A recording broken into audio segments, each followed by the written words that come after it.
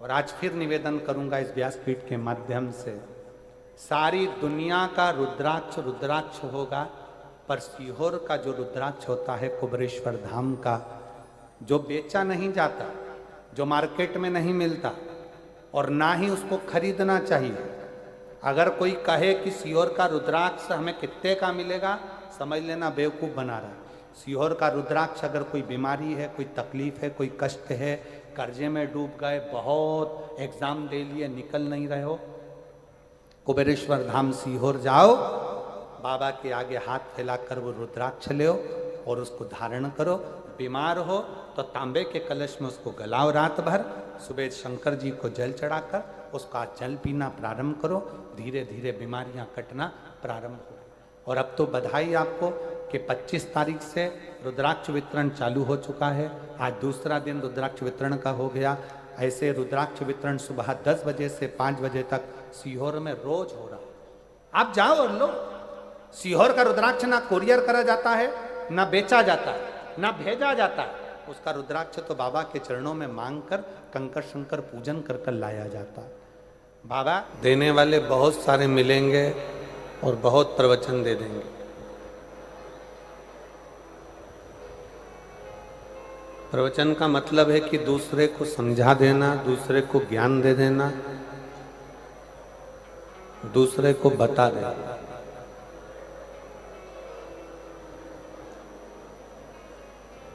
इसलिए हमारे यहाँ पर कभी कभी बच्चे भी बड़ों से कह देते हैं तुम हमको प्रवचन मत दो। बहुत प्रवचन दे लिया, अब प्रवचन मत।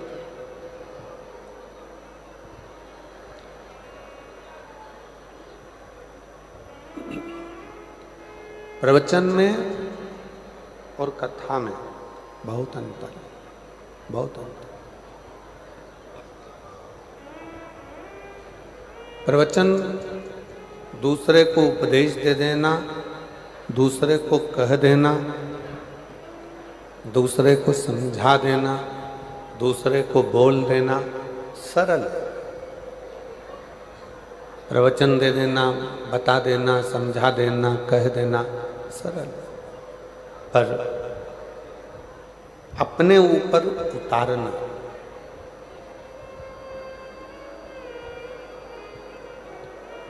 अपने ऊपर धारण करना, ये बहुत कठिन। कथा और प्रवचन दोनों में जमीन आसमान का अंतर। कथा का मतलब होता है कि जो कह रहा है, जो बोल रहा है, जो समझा। कथा का मतलब है जो बोल रहा है, जो समझा रहा है, जो कह रहा है, जो समझाने में लगा हुआ है, जो बताने में लगा हुआ है, जो कहने में लगा हुआ है। वो पहले स्वयं पर उतारे, स्वयं पर उतारता है, फिर दूसरों को बताता है। कथा का मतलब ही यही है। कथा का सार तत्व ही यही है।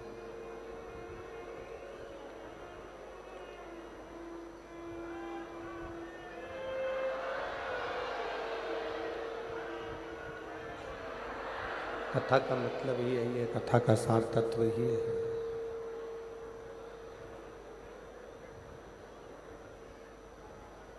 कथा दो काम करती है और वो दो काम सबसे बड़े हैं।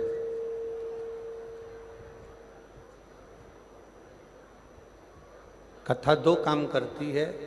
पहला काम कथा करती है कि स्वयं का परिचय कराना, कि कथा अपने ऊपर बता देती है, अपने ऊपर बता देती है, अपने ऊपर समझा देती है कि मैं कैसा हूं।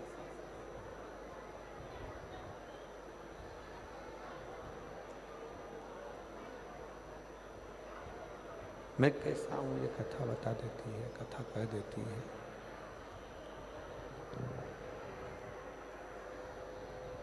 कथा दो काम बड़े करती है।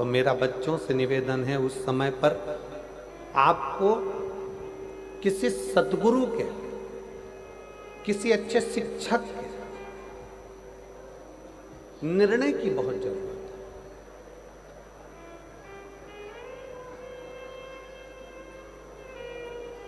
हमने पहले कथा में एक बार कहा था कि 4 तरह के गुरु होते हैं। पहले नंबर पर गुरु है मां, दूसरे नंबर पर गुरु है पिता, तीसरे नंबर पर गुरु है शिक्षक और चौथे नंबर पर गुरु है सद्गुरु।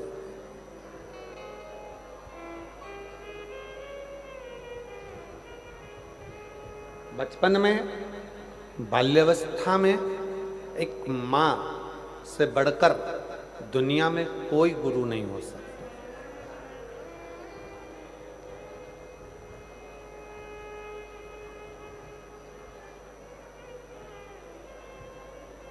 बच्चा डॉक्टर बनेगा कि बच्चा कलेक्टर बनेगा,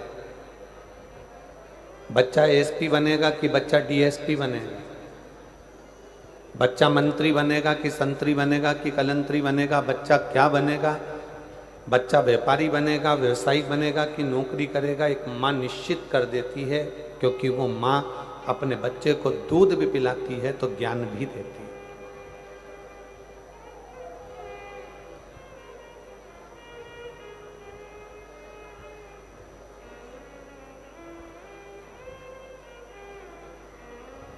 एक मां से बड़ा दुनिया में कोई गुरु नहीं है।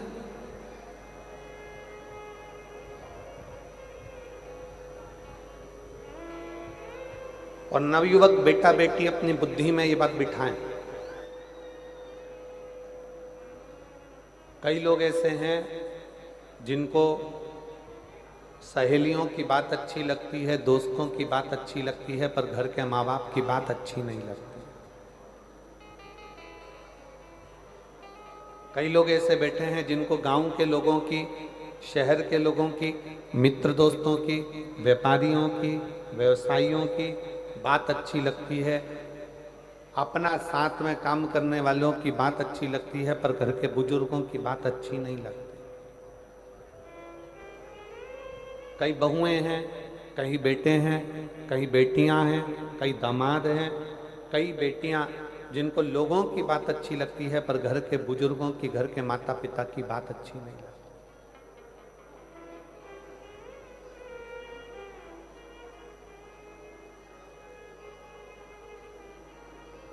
और जिन बच्चों को,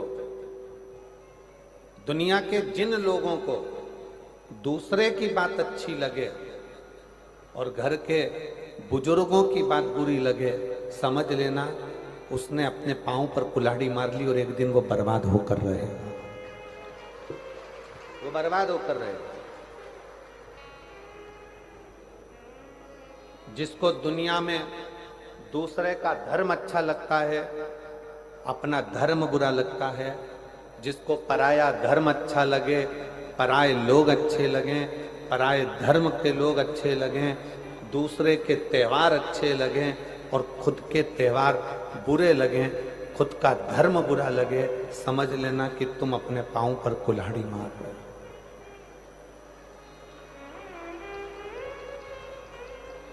तुम अपने पांव पर कुल्हाड़ी मार रहे हो। भारत एक ऐसा देश है, 365 दिन में से कितने दिन? 365 दिन में 400 उत्सव मनाए जाते हैं भारत में। अब जरा विचार करिएगा, दिन है 365 और हमारे यहाँ त्योहार कितने मनाए जा रहे हैं? 400। जम के बोलो जरा, 400। 365 दिन में भारतीय संस्कृति में, भारतीय सभ्यता में, भारतीय सनातन धर्म में 365 दिन हैं और 365 दिन में 400 हमारे यहाँ त्योहार हैं। अब जरा विचार करिएगा, कभी कभी एक दिन में 2-2 त्योहार पड़ जाते हैं। अमावस्या पड़ी तो शनिचरी अमावस्या पड़ जाएगी, ये अमावस्या पड़ जाएगी, वो अमावस्या पड़ जाएगी, पूर्णिमा पड़ी तो ये पड़ जाएगी। 365 दिन है और सनातन धर्म में 400 त्योहार हैं। 400 त्योहार हमको क्या कम पड़ रहे हैं? जो हम दूसरे धर्म के त्योहार मनाते फिरे, दूसरे धर्म में जाते फिर? अपने त्योहार में क्या कमी है? क्यों?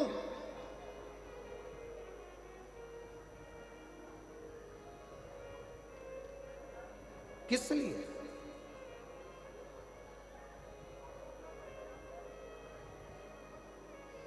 जिस घर में घर के माता पिता की बात बुरी लगने लगे और बाहर वालों की बात अच्छी लगने लगे तो समझ लेना ये घर बर्बादी का सिरा बन गया। मां सास से आपकी बनती नहीं है, सास से आपका कहीं संबंध नहीं है, मान लो लड़ाई भी है, झगड़ा भी है। हमारे बीच में शबरी नारायण वाले महाराज जी पधारे हैं। मैं शबरी नारायण वाले महाराज जी पधारे हैं, एक बार जोरदार ताली बजाकर उनका भी स्वागत। शबरी नारायण वाले महाराज जी प्रत्येक कथा में आप कथा श्रवण करने के लिए जब भी छत्तीसगढ़, उत्तर प्रदेश में भी कहीं कथा होती है तो लगभग आपका आगमन होता है और कथा रसतत्व आप ग्रहण करते हैं।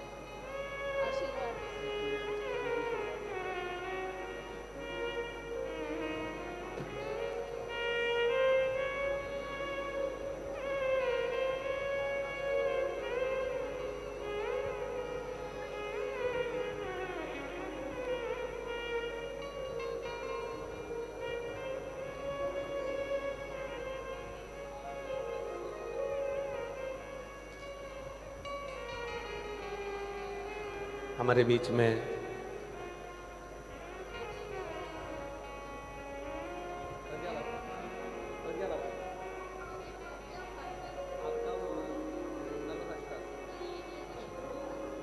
सुना के जाना है, मैं सुनूंगा।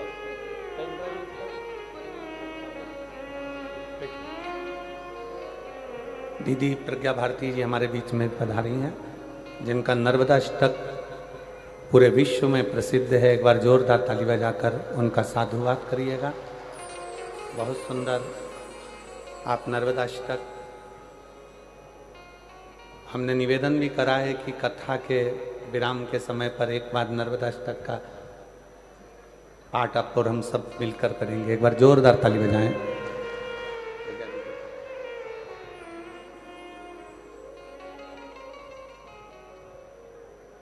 शिव कथा कर रही है, भगवान शंकर का संवाद कर रहा है, शिव महापुराण की कथा कर रहा है, शिव तत्व कर रहा है। माता पिता के शब्द, भले माता से आपका झगड़ा हो, पिता से आपका झगड़ा हो, भले माता पिता हो सकता है कि आपको ऐसा लगता है कि इनको ज़्यादा दिया, उनको कम दिया, पक्षपात का भाव हो सकता है, आपके हृदय में ऐसा लगता हो कि ऐसा किया गया, पर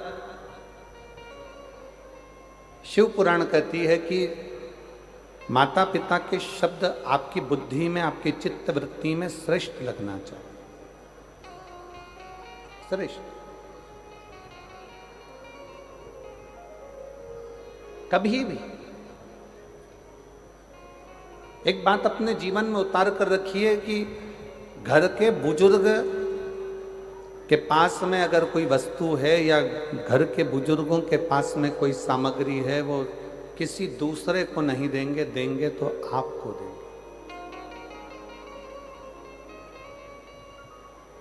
देंगे तो आपको देंगे, किसी दूसरे को नहीं। उसी तरह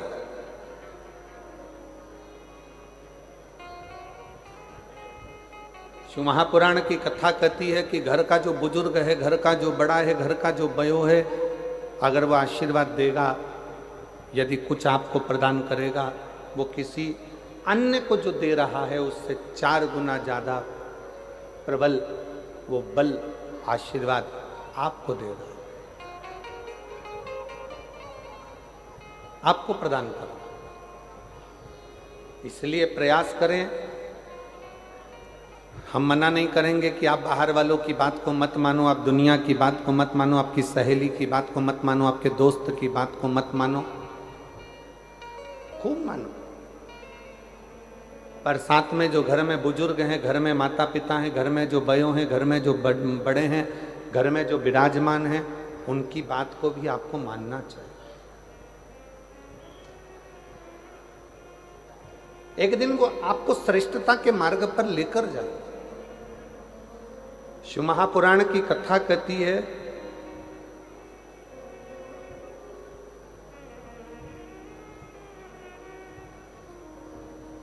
जिस समय पर ब्रह्मा जी के मन में कोई संशय उत्पन्न होता था, ब्रह्मा जी जब सृष्टि का निर्माण करते हैं और सृष्टि का निर्माण करते करते जब ब्रह्मा जी के मन में संशय उत्पन्न होता है तो भगवान शंकर के पास जाकर बैठते हैं,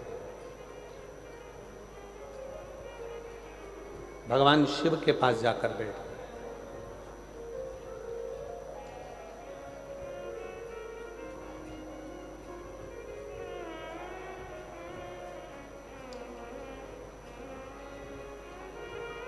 ब्रह्मा जी के हृदय में संशय हुआ, देवादिदेव महादेव के पास जाकर बैठे। भगवान विष्णु के हृदय में संशय हुआ, भगवान देवादिदेव महादेव के पास जाकर बैठे। इंद्रदेव के मन में संशय हुआ तो भगवान देवादिदेव महादेव के पास जाकर बैठे। वरुण, गरुण, 33 कोटि देवताओं के हृदय में जब कोई संशय होता है तो भगवान शंकर के पास जाकर बैठते हैं, जिससे हमारा संशय, हमारे भीतर की कुछ मन में उलझने हो तो वो समाप्त हो जाए।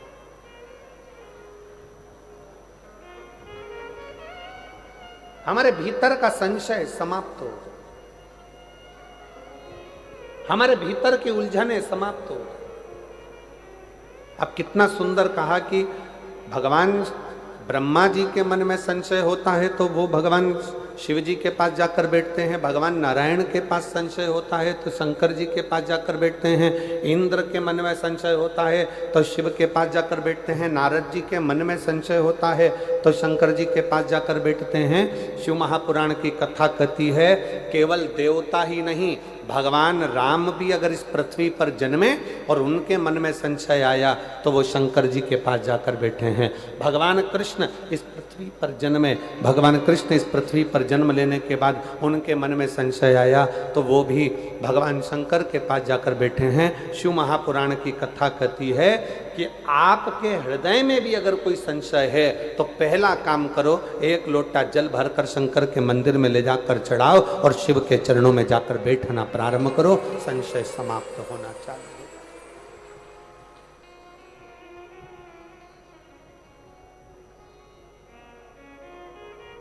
संशय समाप्त।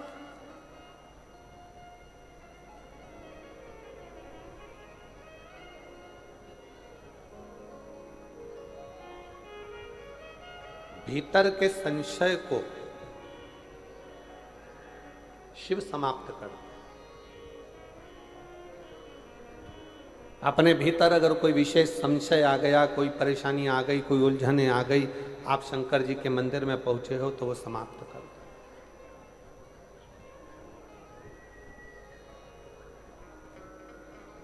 कहा शिव कहां मिलेगा, शंकर को पाने की जगह कौन सी है?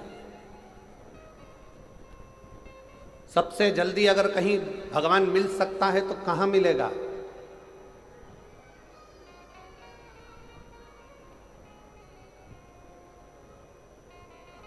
शबरी नारायण वाले महाराज जी बैठे हुए हैं, माँ शबरी का बड़ा सुंदर चरित्र इन्होंने एक बार शबरी नारायण में जब हम कथा करे थे लगभग 7-8 साल पहले,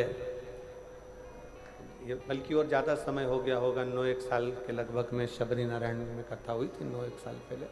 तब आपने एक प्रसंग सुनाया था महाराज जी कि प्रथम भक्ति में सत्संग मूल है। प्रथम भक्ति सत्संग की मूलता। जब भगवान राम जी ने शबरी अम्बा के सामने खड़े होकर कहा कि शबरी अम्बा, माँ शबरी से भगवान राम कहते हैं, शबरी अम्बा से भगवान राम कहते हैं कि मुझे पाने के लिए, मेरा दर्शन करने के लिए और मुझे पाने के लिए कहीं जाने की जरूरत नहीं है। मुझे अगर कहीं पाना है तो कहीं अगर कथा चल रही हो उस कथा में जाकर बैठ जाइए, मेरा दर्शन आपको उस कथा में जरूर होगा, ये निश्चित।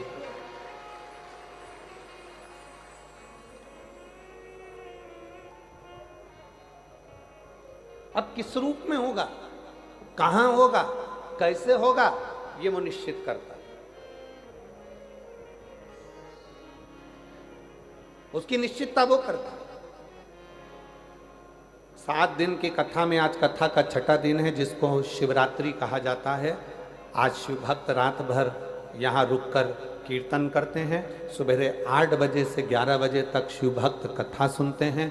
11 बजे इस भूमि को नमन करके प्रणाम कर कर उस भूमि का रज अपने मस्तक चढ़ाते हैं। बाबा को झोली पसार कर प्रणाम कर कर बाबा से अपने मन की बात कहकर बाबा के इस पवित्र प्रांगण से जाते हैं और कहते हुए जाते हैं, मेरे भोले बाबा, मेरे पिता, हे बाबुल, ऐसी कृपा करना मेरे भोलेनाथ कि 3 महीने के अंदर मेरा भी पत्र व्यासपीठ पर पहुंच जाए। ऐसी करुणा तू मेरे ऊपर कर दे, ऐसी दया तू मेरे ऊपर कर।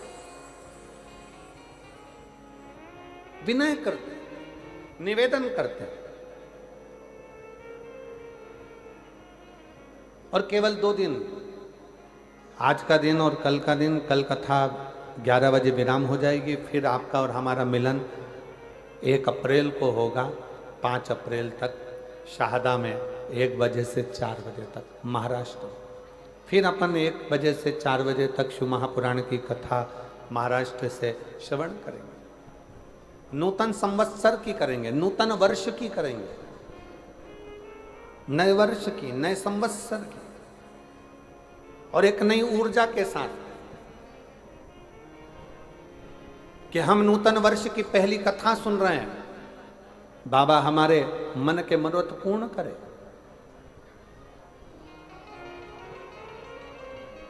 शिव के पास जाओ, शंकर के पास जाओ, शिव जी के पास जाकर बैठो, शंकर जी के पास जाकर बैठो।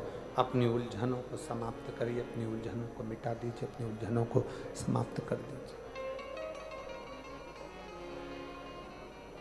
और शंभु शरणे पड़ी मांगो घड़ी दे,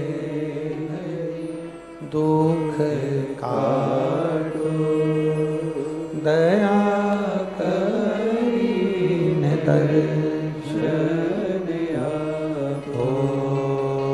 शंभु शरणे पड़ी मांगो घड़ी रे घड़ी, दुख काटो दया करी न दर्शन आपो। भगवान शंकर के पास जाकर बैठना मतलब अपने संशय को मिटा देना, अपनी उलझनों को समाप्त कर देना। कहां दर्शन होगा भगवान का? भगवान का दर्शन आप कहां कर सकते हैं? तो किसी ने कहा मंदिर में जाकर भगवान का दर्शन हो सकता है। शिव महापुराण की कथा कहती है मंदिर में जाकर भगवान का दर्शन होगा, पर भगवान के श्री विग्रह का दर्शन होगा, भगवान के स्वरूप का दर्शन होगा, भगवान के श्री विग्रह का दर्शन। और भगवान के असली स्वरूप का दर्शन करना है तो कहां होगा? तो कहा जहां पर भगवान शंकर की शिव महापुराण की कथा हो रही हो वहां जितने शिव भक्तों का आप दर्शन करें वो शंकर का ही दर्शन होगा, शिव का ही दर्शन, शिव का दर्शन। शिव महापुराण की विद्येश्वर संहिता में, शिव महापुराण के महत्तम में लिखा, वेद व्यास जी ने लिखा, श्री शिवाय नमस्तुभ्यम बोलने वाला, शंकर भगवान की शिव महापुराण की कथा सुनकर जाने वाला, जिस ओर से निकल कर जाता है उसके शरीर से छूकर जो हवा जाती है, और अगर उस रोड पर, उस गांव में, उस रास्ते में कोई अधोगति में मर गया, एक्सीडेंट में मर गया, कोई अचानक बीमारियों से मर गया, बहुत आस और विश्वास था उसको, जीने की तमन्ना थी, अचानक मर गया, अगर कोई शिव पुराण सुनकर जा रहा होता है, उसके शरीर से लगकर कोई हवा भी चलकर जाती है तो वो जीवात्मा का कल्याण करते करते जाती है, उसको मुक्त करते करते जाती है, उसको मोक्ष करते करते जाती है, उसकी मुक्ति करते करते जाती है। ये सियोर वाला महाराज नहीं कर रहा, ये शिव महापुराण की कथा में महत्तम में लिखा कि शिव पुराण की कथा सुनकर जाने वाला व्यक्ति जिस जगह से निकल कर जाता है वहां से हवा चलकर उसके शरीर से छूती हुई जहां तक जाती है वो ना जाने कितने कितने जीवों का कल्याण कर देती है। ये शिव महापुराण की कथा कर,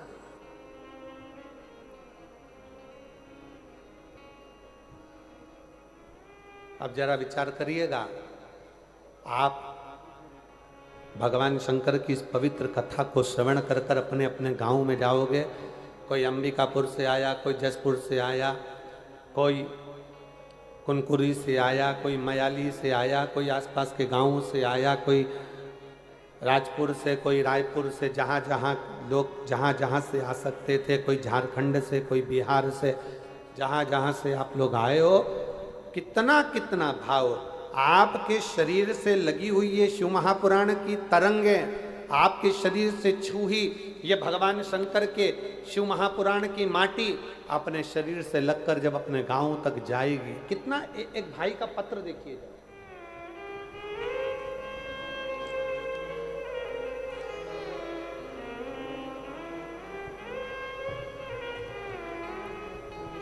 मेरा नाम प्रीति साव है, प्रीति साव, कहीं बैठी हो तो हाथ हिला सकती हूँ। मैं छत्तीसगढ़ राज्य के रायगढ़ जिला के छोटे से गांव से हूँ, कहीं बैठी हो तो हाथ हिला सकती हैं और एक बेलपत्र लेने के लिए आ सकती हैं।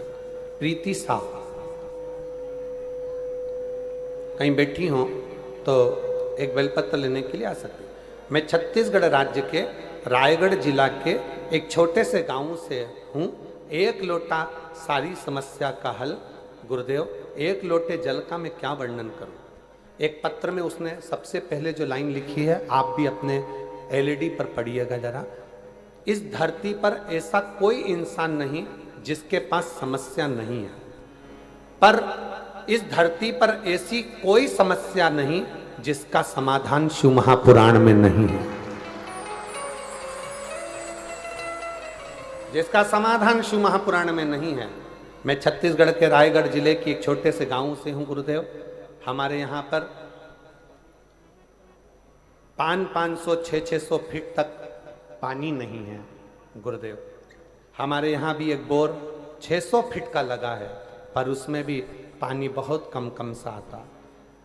फिर एक और बोर कराया 500 फीट का, उसमें भी पानी थोड़ा थोड़ा सा आया। आखिरी में मेरी माँ पिता सब थक गए, विचार कर अब क्या करें क्या करें। तब आपकी कथा छत्तीसगढ़ के ही एक क्षेत्र में हो रही थी और बाबा से प्रार्थना करने हम उस छत्तीसगढ़ के ही क्षेत्र में पहुंच गए और बाबा की कथा सुनकर वहाँ की माटी को लेकर अपने घर आ गए। और हम फिर पुनः वापिस एक बोर कराए जहाँ हमने माटी का ढला रखा और बोरिंग की मशीन लगवाई, तो 170 फीट पर हमें भरपूर पानी प्राप्त हुआ। 170 फीट पर हमें पानी की प्राप्ति हुई। गुरुदेव, दुनिया के लोग हंसें, दुनिया के लोग ताना कसें, कहीं बैठी हो प्रीति साव छत्तीसगढ़ रायगढ़ जिले के छोटे से गांव से है, अगर कहीं बैठी हो तो आ सकती हो। एक विश्वास, एक भरोसा, एक दृढ़ता। अब कौन कहे, दुनिया की दृष्टि में लोगों को लगता है कि शिव महापुराण का कथा का पंडाल है, यहाँ केवल कथा होती है, पर शिव जी महाराज स्वयं तुमरुका जी से भगवान शंकर कहते हैं, तुमरुका जी, जिस स्थान पर शिव महापुराण की कथा का वाचन होता है वो स्थान साधारण नहीं रहता, मेरा कैलाश काशी बन जाता है और वहां मैं निवास करता हूं, वहां मैं निवास करता हूं।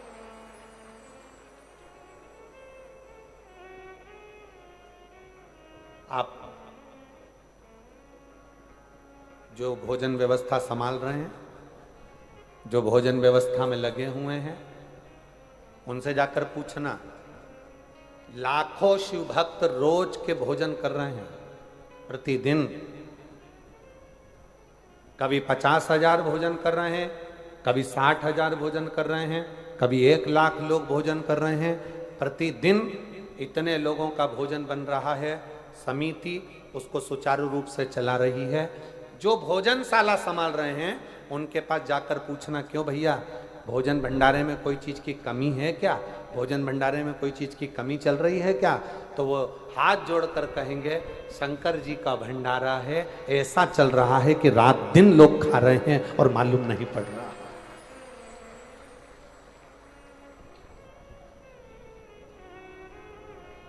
शिव महापुराण की कथा को मैं कौशल्या दीदी जी को बहुत धन्यवाद दूंगा, माननीय मुख्यमंत्री जी की धर्मपत्नी श्रीमती कौशल्या देवी सहाय जी को इस चीज के लिए धन्यवाद दूंगा कि इस शिव महापुराण की कथा का यजमान का कोई नाम कौशल्या दीदी आपने नहीं दिया।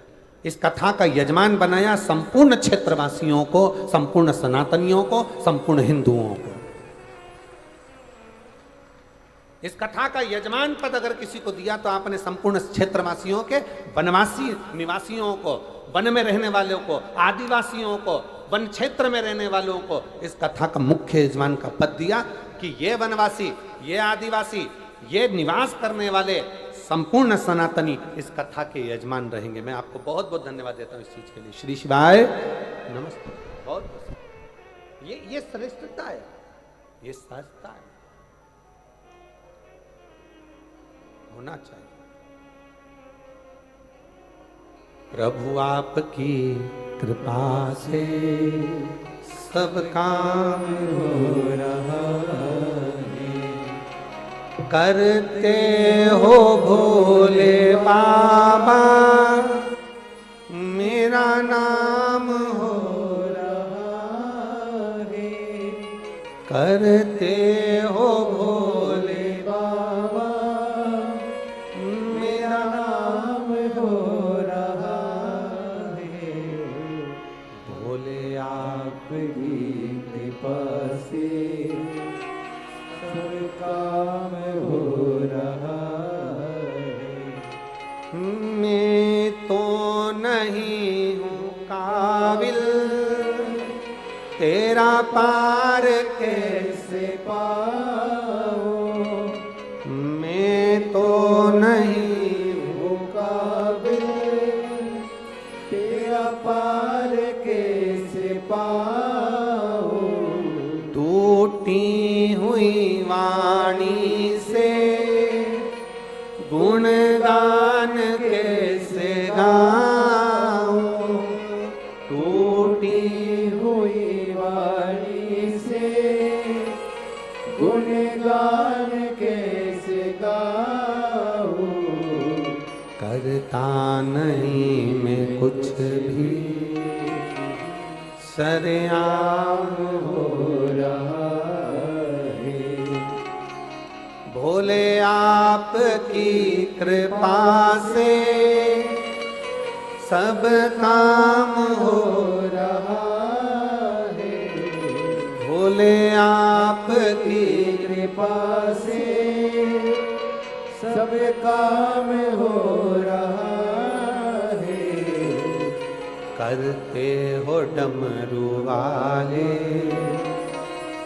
मेरा नाम हो रहा है, करते हो डमरू वाले मेरा नाम हो रहा है। ये उसकी कृपा से, ये उसकी दया से।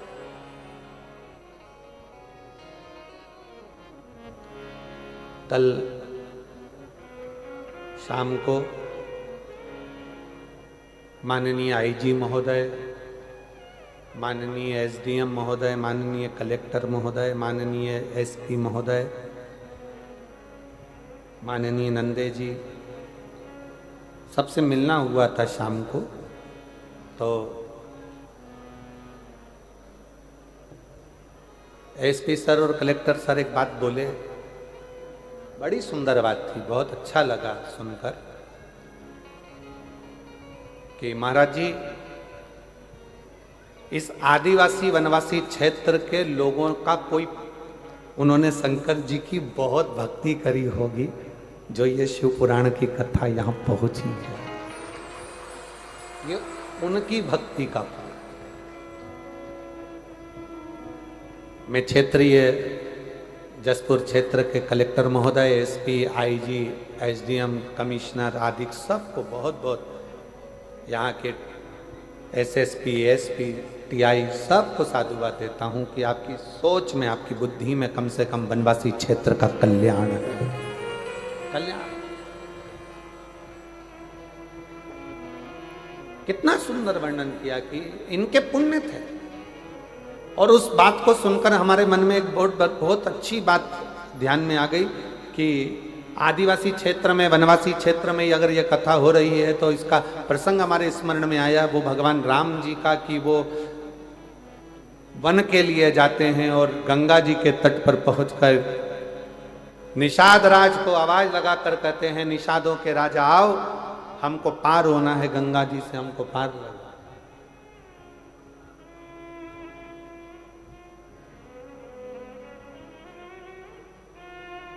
हमको पार होना, गंगा के तट से हमें पार उतारिए।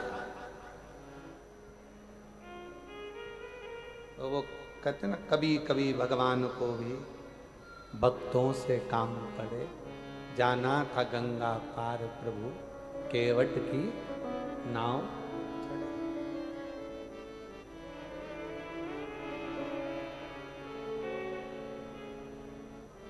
हमको पार उतरना है।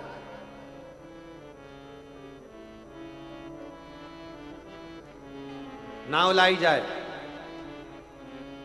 बहुत सारे केवट अपनी अपनी नावों को लेकर आए। किसी की नाव में रतन जड़े थे, किसी की नाव चंदन की बनी थी, किसी की नाव में छाता था, किसी की नाव में छत्र लगा था, किसी की नाव में पेंटिंग हुई थी, किसी की नाव में कढ़ाई हुई थी, किसी की नाव में घड़ाई हुई थी, कोई नाव में तांबा लगा था, कोई नाव में चांदी लगी थी, कोई नाव में पीतल लगा था, कोई नाव इतनी सुंदर थी कि वो देखते रह जाओ। इतनी सारी नाव घाट पर आकर खड़ी हो गई और भगवान निषादों का राजा निषाद राज ने भगवान राम जी से कहा, प्रभु ये सारी नाव आपकी है, आप जिस नाव पर अपना हाथ रख दोगे वो नाव में आप बैठकर चले जाओगे। आपके लिए नाव का ढेर लगा दिया गया।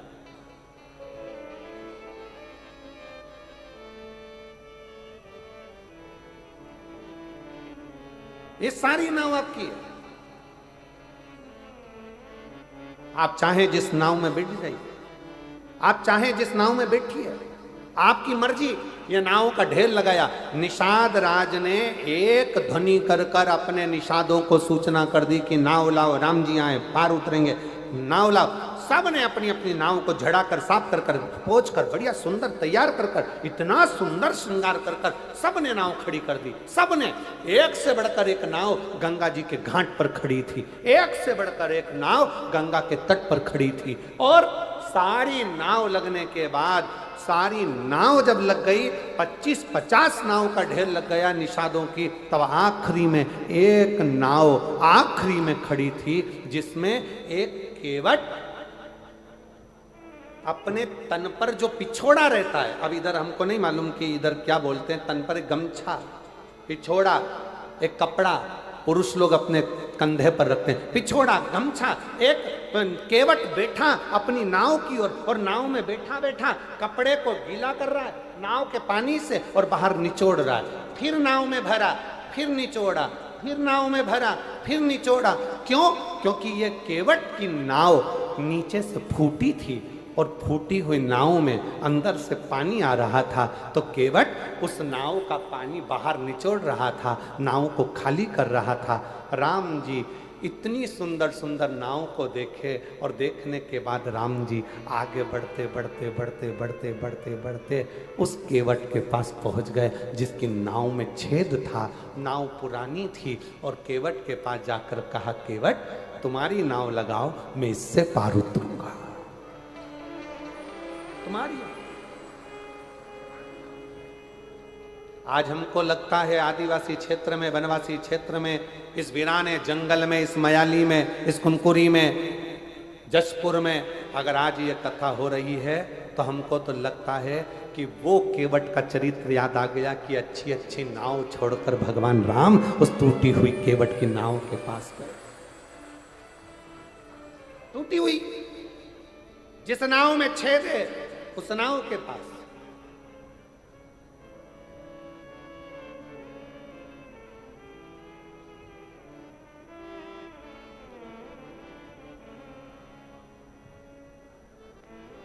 राम जी ने कहा, केवट नाव लगाओ।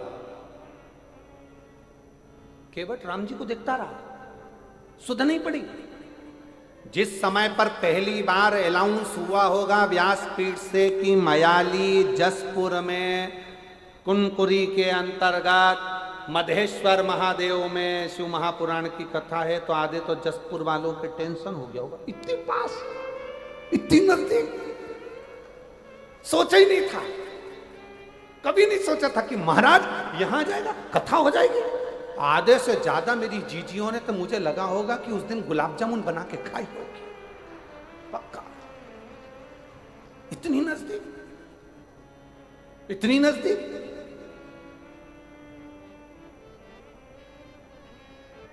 और कई मेरी बेटियां बैठी हैं, कई मेरे बेटा बैठे, कई मेरी जीजियां बैठी, उनको नींद नहीं आई होगी जब तक कथा चालू नहीं हुई होगी ना। इनको बेचैनी अंदर से तड़फन हो रही होगी। 2 दिन बचे हैं, 3 दिन बचे हैं, 1 दिन बचा है, बस आने वाली है, आने वाली शिवपुराण होने वाली शंकर कथा। शिव शंकर आने वाला है, मेरा शंकर आएगा, मेरा शंकर आएगा, मेरा शंभु आएगा, मेरा शंभु आएगा। उसके हृदय में, उसकी आंखों से शिव को पाने की ललकता बढ़ती गई। मेरा भोला आएगा, मेरा शंभु आएगा, मेरा शंकर आएगा, मेरा शंकर आएगा, मेरा शंकर आएगा। और उसके हृदय में बेचैनी बढ़ने लगी। मेरा शंभु आएगा, मेरा शंकर आएगा, मेरा शंकर आएगा, मेरा शंकर आएगा। जो बेचैनी बढ़ी, शिव को पाने की ललकता बढ़ती चली गई, बढ़ती चली गई। मेरा शंकर आएगा, मेरा शंभु आएगा, मेरा शंकर आएगा, मेरा शंभु आएगा। ललकता बढ़ती चली गई, शिव को पाने की ललकता बढ़ती चली गई। शिव शिव शंकर ओघड़दानी दर्शन देने के लिए पहुंचेगा, उसको पाने की ललकता बढ़ती चली गई। आएगा, मेरा शिव आएगा, मेरा शंकर आएगा, आएगा, मेरा शिव पहुंचेगा, उसको पाने की ललकता बढ़ती चली, बढ़ गई। उसको देखने की, उसको पाने की, उसको निहारने की ललकता बढ़ती चली। और मेरे भोले तेरा सहारा है, मेरे भोले तेरा सहारा है, मेरी नैया का तू किनारा है, मेरी नैया का तू किनारा है। ओ मेरे बाबा तुझे पुकारा है, मेरे बाबा तुझे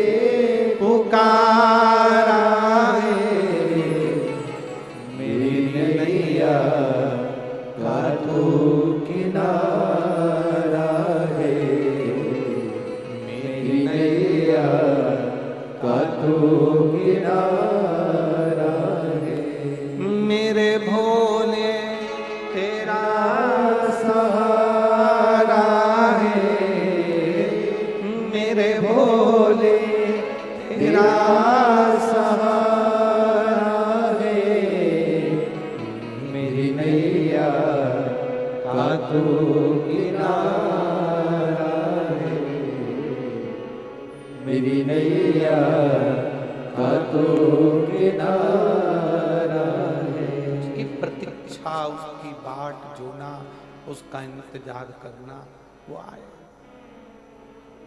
वो आए।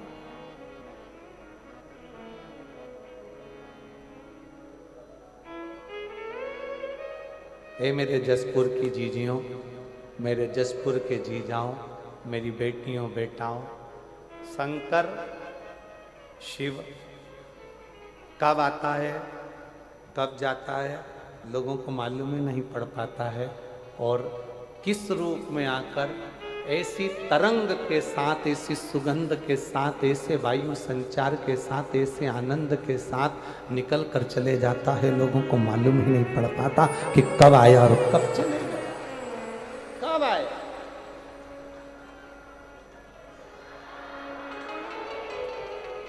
उसको पहचान के नेत्र चाहिए, उसको पहचान करने के नेत्र की जरूरत है। नेत्र केवट, केवट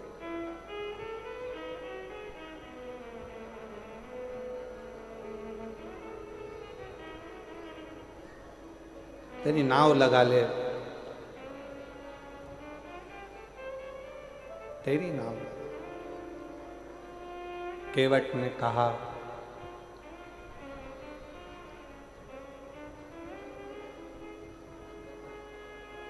मेरी नाव बड़ी है पुरानी, डूबने की है इसकी कहानी। मेरी नाव बड़ी है पुरानी, डूबने की है इसकी कहानी। कहीं डूब ना जाए मझधार, प्रभु जी से पार लगा देना। कहीं डूब ना जाए मझधार, प्रभु जी से पार लगा देना। मेरी नाव बड़ी है पुरानी, सब बोलिए, मेरी नाव बड़ी है पुरानी, मेरी नाव बड़ी है पुरानी, डूबने की है इसकी कहानी, डूबने की है इसकी कहानी। और कहीं डूब ना जाए मझधार, भोले जी इसे पार लगा देना। कहीं डूब ना जाए मझधार, भोले जी से पार लगा देना। भोलेनाथ मेरो संदेश सुना देना। नंदीनाथ मेरो संदेश भोले से सुना देना। नंदीनाथ मेरो संदेश भोले से जाए सुना देना। नाथ मेरो संदेश भोले से जाए सुना देना। मेरी नैया पड़ी रे मझधार, भोले जी से पार लगा देना। मेरी नैया पड़ी रे मझधार, भोले जी से पार लगा देना। ओ मेरी नैया पड़ी रे मझधार, भोले जी से पार लगा देना। मेरी नैया पड़ी रे मझधार, भोले भोले जी से पार लगा देना। बड़े प्रेम से आनंद के साथ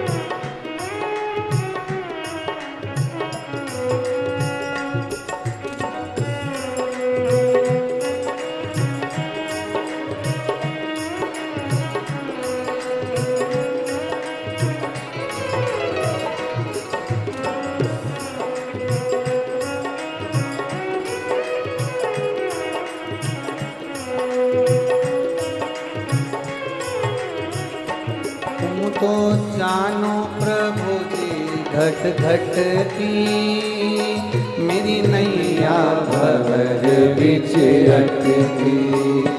तुम तो जानो प्रभु जी घट घट की मेरी नैया भंवर बिच अटकी। तुम तो जानो भोले जी घट घट की मेरी नैया भंवर बिच अटकी। तुम तो जानो भोले जी घट घट की मेरी नैया भंवर बिच अटकी। कहीं डूब ना जाए मझधार भोले जी से पार लगा देना। कहीं डूब न जाए मझधार भोले जी से पार लगा देना। कहीं डूब ना जाए मझधार भोले जी से पार लगा देना। कहीं डूब न जाए मझधार भोले जी से पार लगा देना।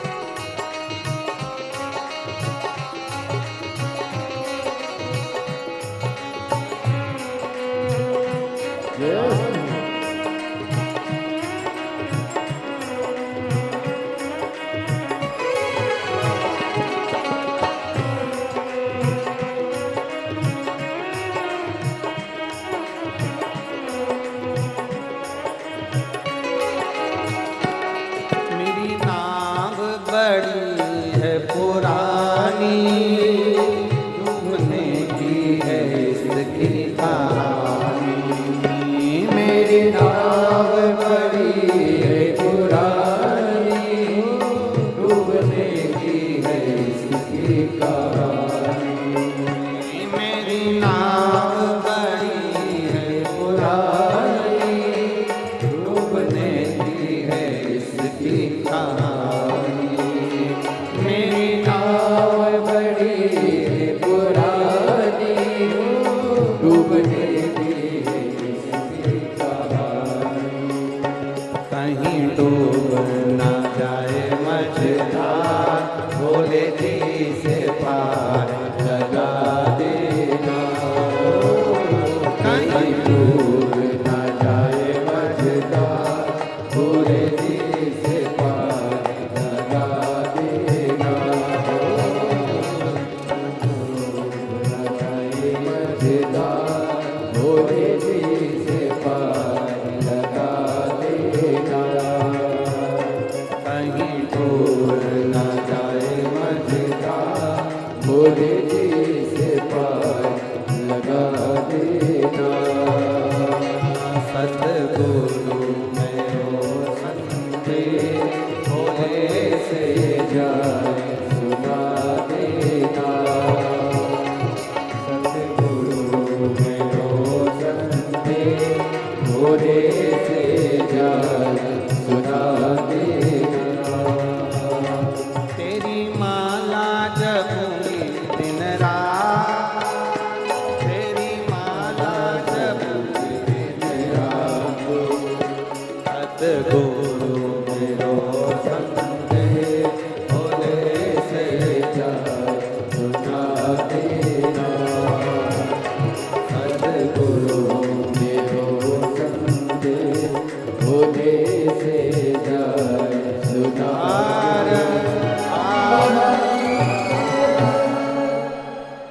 अपने स्थान पर बैठकर भगवान देवादिदेव महादेव से अपने मन का भाव अवश्य जहाँ जगह मिले वहाँ बैठकर बोले, हृदय से बाबा को प्रार्थना करें।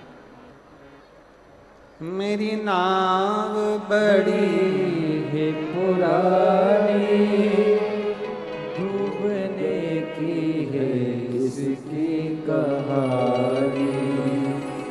मेरी नाव बड़ी है पुरानी, डूबने की है इसकी कहानी। कहीं डूब ना जाए मझधार, भोले जी से पार लगा देना। कहीं डूब ना जाए मझधार, भोले जी से पार लगा देना। तुम तो जानो भोले जी घट घट की मेरी नैया भंवर बीच अटकी। तुम तो जानो भोले जी घट घट की मेरी नैया भंवर बीच अटकी। और मेरो दूजो नहीं ले आधा, भोले जी से पार लगा देना। मेरो दूजो नहीं गया था, भोले जी से पार लगा देना। मैं तो द्वार द्वार पर हारी, सब दूर गई मैं, सब दूर सब जगह। पर सब कोई मिलते भिखारी, एक दाता विश्व के नाथ, मुझे तेरे पास बुला लेना। अपने स्थान पर बैठकर दिल से बाबा से प्रार्थना, हृदय से बाबा से अपने मन के भाव सब कहिए। आज कथा का छठा दिवस है, शिवरात्रि है। बाबा की कथा की शिवरात्रि की बड़ी महत्वता होती है। दिल से बाबा को प्रार्थना करिए।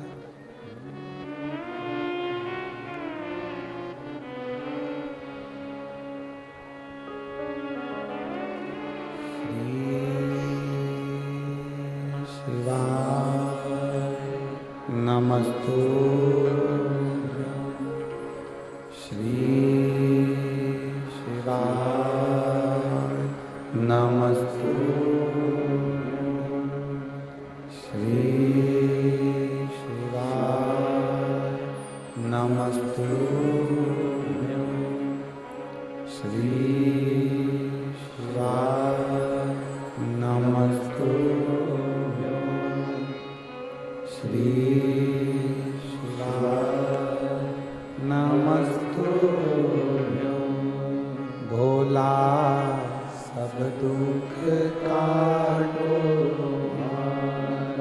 ओ भोला सब दुख काटो। शिव शंकर जपो तेरी माला, भोले बाबा जपो तेरी माला, भोला सब दुख काटो हमारा ओ भोला सब दुख काटो हमारा। वेश है मंगल मंगलकारी, वेश है मंगल मंगलकारी, शमशान वासी हमारा, शमशान वासी हमारा ओ भोला सब दुख काटो हमारा ओ भोला सब दुख काटो हमारा।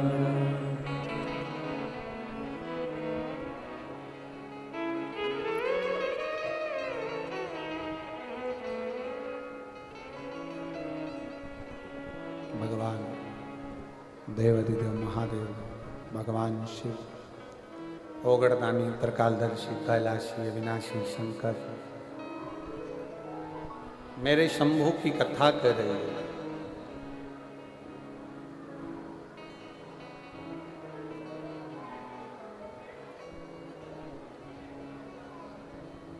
राम जी से कहा गया, राम जी ने केवट से कहा कि पार उतार।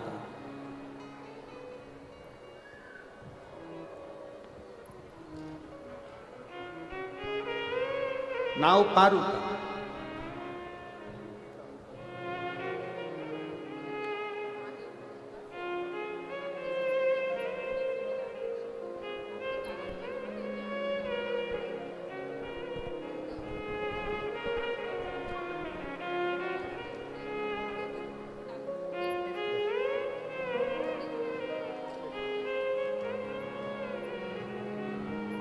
शिव तत्व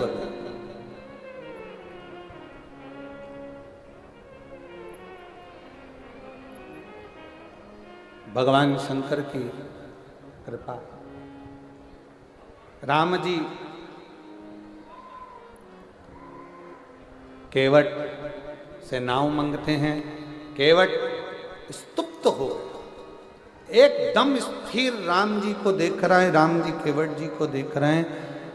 दोनों एक दूसरे को देख रहे हैं और देखने में लगे हैं, क्योंकि केवट को आश्चर्य इस बात का है कि यहाँ रतन, माणिक, सोना, चांदी, पीतल, तांबा, चंदन की जड़ी हुई नाव खड़ी की खड़ी रह गई और मेरी टूटी फूटी नाव में राम जी बैठने के लिए आ गए। इससे बढ़कर कृपा और क्या हो सकती। ए जशपुर वालों, कुनकुरी वालों, मयाली वालों, खूब नगाड़े बजाओ कि ये शिव महापुराण की कथा अपने क्षेत्र में कैसे आई है। शिव की ही कृपा, शिव की कृपा, शंकर की करुणा, ये उसकी उदार, शंकर की करुणा, शिव की उदार। आज केवट के भाग्य जाग गए। केवट हाथ जोड़कर बोला, प्रभु।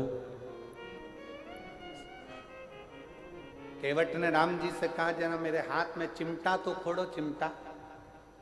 राम जी ने पूछा, चिमटा क्यों? मालूम पड़े मैं सपना तो नहीं देख रहा हूं। केवट प्रसन्न भाव में बोले, राम जी कहते तू सपना नहीं देख रहा, चल चल बिठा, जल्दी बिठा, बिठा जल्दी से। केवट बोला, नहीं नहीं नहीं नहीं, अभी इतनी जल्दी नहीं बिठाने वाला। तो क्यों? ऐसा कौन सा काम पड़ गया तेरे को कि तू अभी पार नहीं करेगा इतनी सारी नाव? केवट ने पहले राम जी से कहा कि सारे नाव वालों से कह दो कि तुम जाओ, अब मैं इस नाव में बैठ के जाऊंगा। राम जी ने लक्ष्मण जी से कह दिया, बोल दो निषाद राज को, जितनी नाव लगी हैं 50 की 50 नाव वाले सब चले जाओ, अब हमको नाव मिल गई है, हम इसमें बैठ कर जाएंगे। ठीक है। और सारी नाव भेज दी। अब सब नाव चली गई, नाव तो सब चली गई पर अकेले केवट की नाव ले गई। और ऐसा ही होता है जब सारी गांव की दुकानें बंद हो जाती है किराने की और एक किराने की दुकान खुली रहती है, तो जो 50 रुपए किलो का चावल है वो 55 में बिक जाता है। सारी सब्जी की दुकान बंद और एक सब्जी की दुकान खुली है, तो तुम जाकर पूछोगे क्यों, आलू क्या भाव? तो उसकी मर्जी, 50 रुपए किलो, 60 रुपए किलो। भिंडी क्या भाव? 40 रुपए किलो। अरे कल तो 20 रुपए थी, 15 रुपए थी, भिंडी इतनी कीमत वाली हो गई। तो क्या भिंडी भी तो है, इतने की आएगी एक दुकान। अब सारी नाव चली गई, अकेली एक नाव केवट की बची। अब भगवान राम जी से केवट कहने लगा, प्रभु एक बात कहना चाहता हूँ, बिठाने को तो अब भी नाव में बिठा लूँगा, पार भी उतार दूंगा, पर दिक्कत इतनी सी है, मैंने सुना है, मेरे को सूचना मिली है कि तुम्हारे चरण की रज से पत्थर स्त्री बन गई थी, तो मुझे ऐसा लगता है कि मेरी नाव भी स्त्री बन जाएगी। इसलिए निवेदन है प्रभु, मेरे हाथ से एक बार तुम्हारे चरण धो दूं, फिर तुम्हें नाव में बिठाऊंगा, इससे ज्यादा कुछ नहीं चाहिए।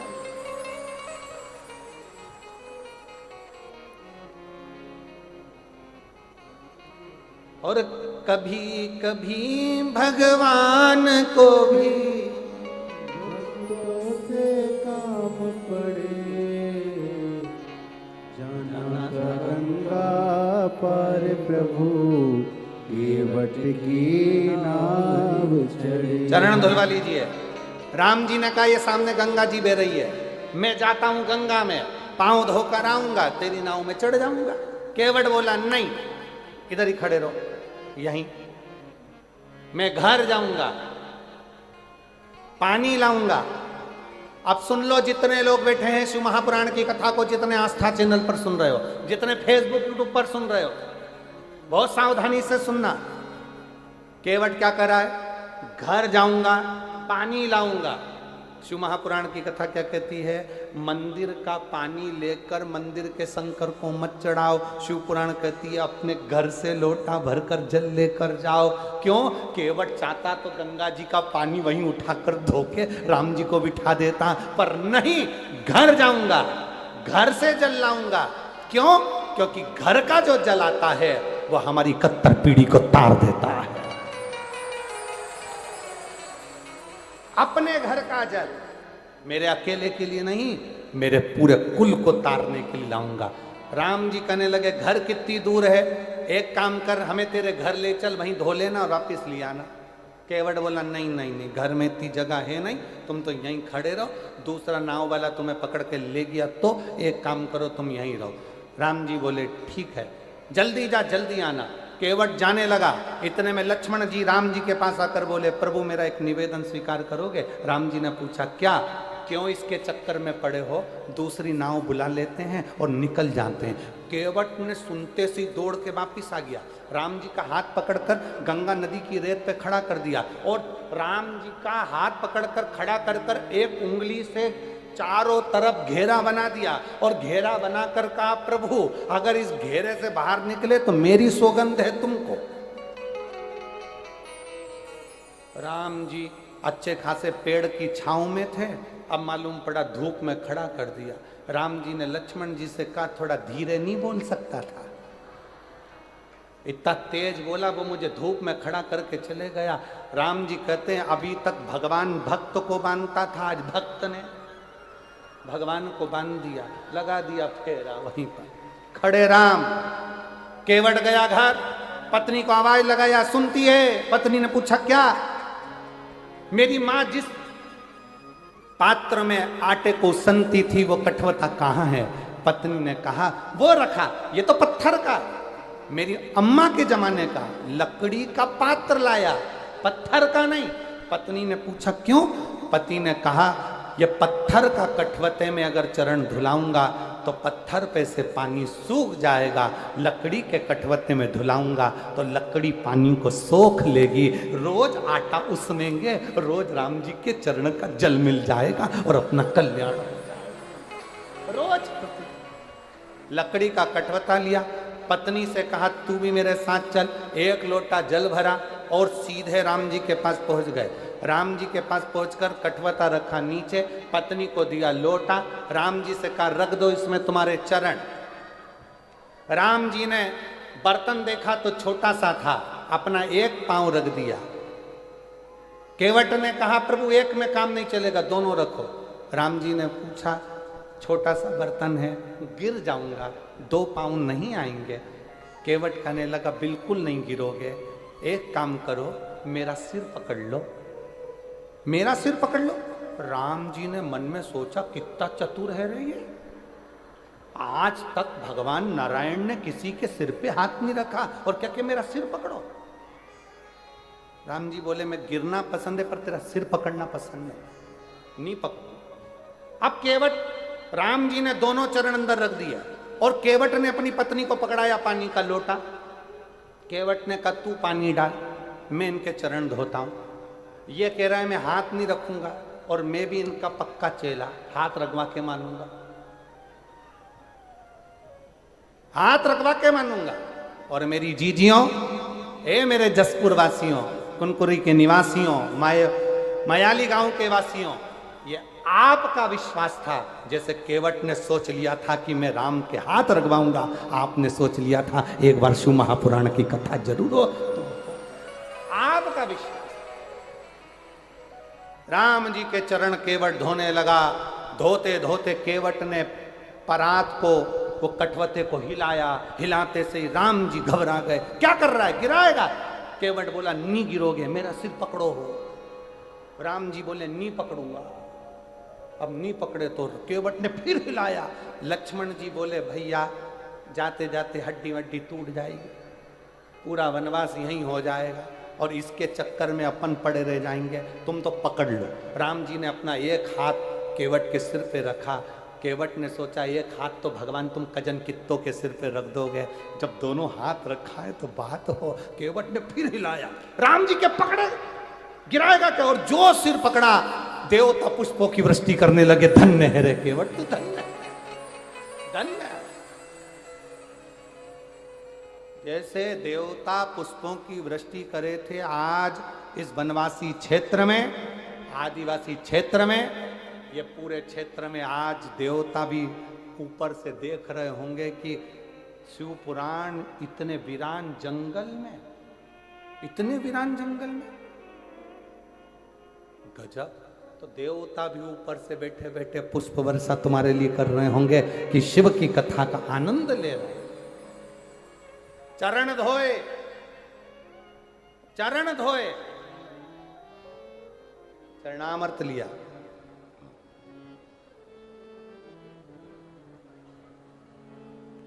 केवट मन ही मन हर्षाया, चरण धोए चरणामत किया। और चरण धोकर चरणामत लेकर राम जी को बिठाने के लिए कहने लगे, प्रभु बैठिए। अब राम जी बैठ गए, लक्ष्मण जी बैठ गए, सीता मैया बैठ गई। बैठने के बाद कंधे पर जो कपड़ा रखा था वो कपड़ा दे दिया लक्ष्मण जी को, तुम पकड़ो। लक्ष्मण जी ने पूछा इसका क्या करूं? केवट बोला नाव में छेद है, पानी भराएगा, खाली कौन करेगा? केवट राम जी को, लक्ष्मण राम जी को देख रहे कि मैं पानी निचोड़ूं नाव में से। राम जी लक्ष्मण जी से बोले या तो निचोड़ ले, नहीं तो अपन डूब जाएंगे। क्या मतलब? निचोड़। अब लक्ष्मण जी पूरी नाव का पानी निकालते रहे। केवट नाव चलाता रहा, यहां से जाए वहां, वहां से जाए यहां, यहां से जाए वहां, वहां से जाए यहां। राम जी तो पार ही नहीं उतारे। अच्छा, सबसे ज्यादा गुस्सा किसको आ रहा होगा? बोलो जम के। हैं? लक्ष्मण जी को। क्यों? क्योंकि पानी निकाल के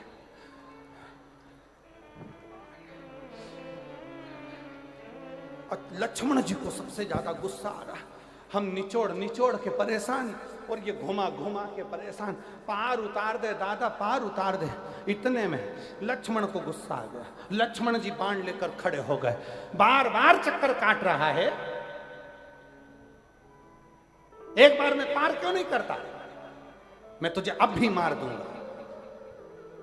इतने में तो तुरंत जैसे ही कहा अभी मार दूंगा, केवट बोला मार दो।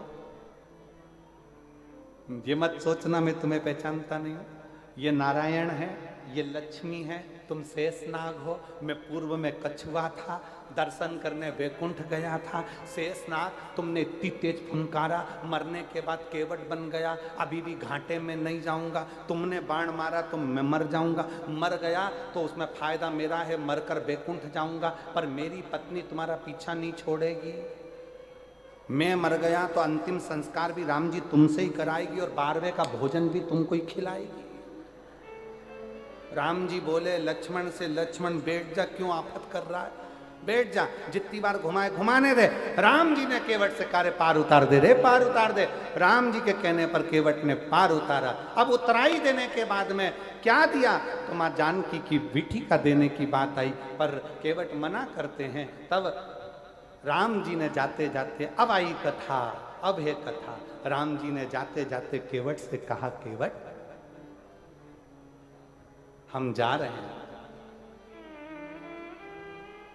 तू हमको याद करते रहना। केवट हम जा रहे हैं, राम जी कर रहे हैं, तुम हमको याद करते रहना। इतने में केवट बोला, प्रभु। राम जी से केवट कहता है, प्रभु घर में इतना काम पड़ा है, नाव अलग चलाना रहती है, फूटी हुई नाव का पानी अलग निकालना रहता है। अब बताओ ऐसे में मैं तुमको कैसे याद करूंगा? घर में काम इतना, पानी अलग निकालना, नाव अलग चलाना, और आप कह रहे हो कि मुझे याद करना? केवट ने कहा, प्रभु मेरे बस की बात नहीं है कि मैं आपको याद करूं। तो राम जी ने पूछा, फिर क्या होगा? केवट ने कहा, प्रभु मैं आपको याद करूं ये मेरी औकात नहीं, बस इतनी कृपा करना, आप मुझे याद कर लेना, मेरी जिंदगी सार्थक हो जाए।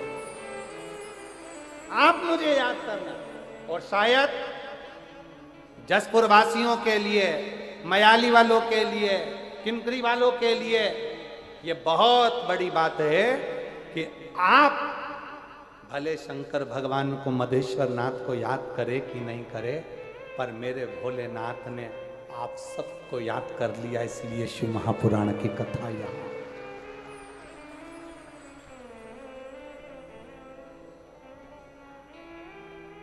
इसलिए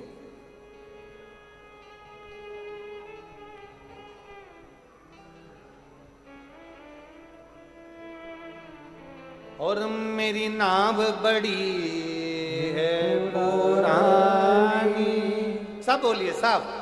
मेरी नाव बड़ी है पुरानी और डूबने की है इसकी रवानी, मेरी नाव बड़ी बड़ी है पुरानी, डूबने की है इसकी रवानी, कहीं डूब न जाए मझधार, भोले जी से पार लगा देना।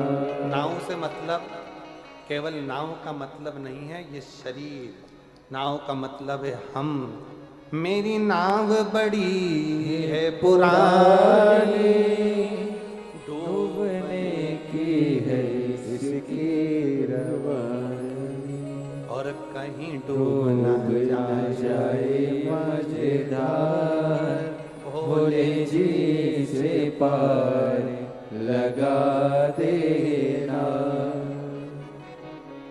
नंदी नाथ मेरो संदेश भोले से जाए सुना देना। हम जब शंकर के मंदिर में जाएं एक लोटा जल समर्पित करने के लिए, तो भगवान शंकर से कहना, भोले बाबा, ए नंदीश, हे नंदी बाबा, हो सकता है हम याद करना भूल जाएं, पर मेरे डमरू वाले, हे नंदी बाबा, तुम मुझे मत भूल जाना। मैंने एक लोटा जल चढ़ाया है ना, एक दिन शंकर को लेकर मेरे दरवाजे पर जरूर आना। इतनी कृपा जरूर, इतनी दया जरूर। और तुम तो जानो भोले जी घट घट की, हर एक के घट की बात जानता है, इसलिए उसका नाम शिव है। एक पत्र देखिए,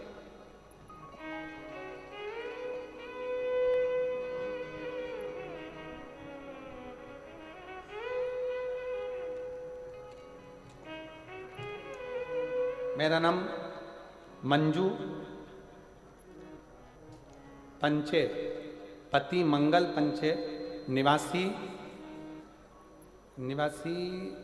जरा पढ़ के बताओ तुम लोग, एलईडी पर पढ़ो क्या लिखा है। बौरी पारा, घूटरा पारा, अंबिकापुर की हैं। कहीं बैठी हैं आप ही हैं? एक बार वापिस हाथ हिला दो, आ जाओ, एक बेलपत्र लेकर जाओ, आ जाइए, आ जाओ। मेरा नाम मंजू पंचे, पति मंगल पंचे, निवासी बोरीपारा, घुटरापारा, अंबिकापुर के निवासी हूँ।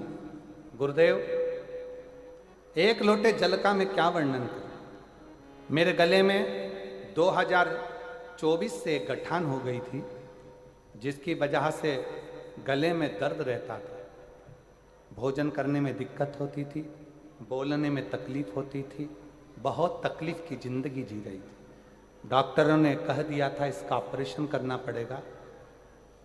ऑपरेशन करने के बाद जांच होगी और जांच में मालूम पड़ेगा कि इसकी स्थिति क्या है। ये काय की गठान है, कैसी गठान। बहुत तकलीफ का जीवन हो गया गुरुदेव, टेंशन में जिंदगी चलने लगी। इतना तकलीफ हुआ, तब हमने महाराष्ट्र में भी जांच कराया, रायपुर में भी जांच कराया, सभी डॉक्टरों ने ऑपरेशन का बोला। हर डॉक्टर ने ऑपरेशन का बोल दिया, और डॉक्टर ने कहा इसको जल्दी से जल्दी ऑपरेशन कराना। तभी मेरे पियो और उसने अपने गले में, मेरे पिए ने गले में पहना हुआ एक रुद्राक्ष, जो कि वो सीहोर से लेकर आया था, उसने अपने गले का रुद्राक्ष मुझे निकाल कर दे दिया। गुरुदेव, मैं नहीं जानती कि सीहोर के रुद्राक्ष में क्या है, और आज फिर निवेदन करूंगा इस व्यासपीठ के माध्यम से, सारी दुनिया का रुद्राक्ष रुद्राक्ष होगा, पर सीहोर का जो रुद्राक्ष होता है कुबरेश्वर धाम का, जो बेचा नहीं जाता, जो मार्केट में नहीं मिलता, और ना ही उसको खरीदना चाहिए। अगर कोई कहे कि सीहोर का रुद्राक्ष हमें कितने का मिलेगा, समझ लेना बेवकूफ़ बना रहा है। सीहोर का रुद्राक्ष, अगर कोई बीमारी है, कोई तकलीफ है, कोई कष्ट है, कर्जे में डूब गए, बहुत एग्जाम दे लिए, निकल नहीं रहे हो, कुबेरेश्वर धाम सीहोर जाओ, बाबा के आगे हाथ फैलाकर वो रुद्राक्ष लो और उसको धारण करो, बीमार हो तो तांबे के कलश में उसको गलाओ रात भर, सुबह शंकर जी को जल चढ़ाकर उसका जल पीना प्रारंभ करो, धीरे धीरे बीमारियां कटना प्रारंभ हो। और अब तो बधाई आपको कि 25 तारीख से रुद्राक्ष वितरण चालू हो चुका है। आज दूसरा दिन रुद्राक्ष वितरण का हो गया। ऐसे रुद्राक्ष वितरण सुबह 10 बजे से 5 बजे तक सीहोर में रोज हो रहा है। आप जाओ और लो। सीहोर का रुद्राक्ष ना कोरियर करा जाता है, ना बेचा जाता है, ना भेजा जाता है। उसका रुद्राक्ष तो बाबा के चरणों में मांग कर कंकर शंकर पूजन कर कर लाया जाता है।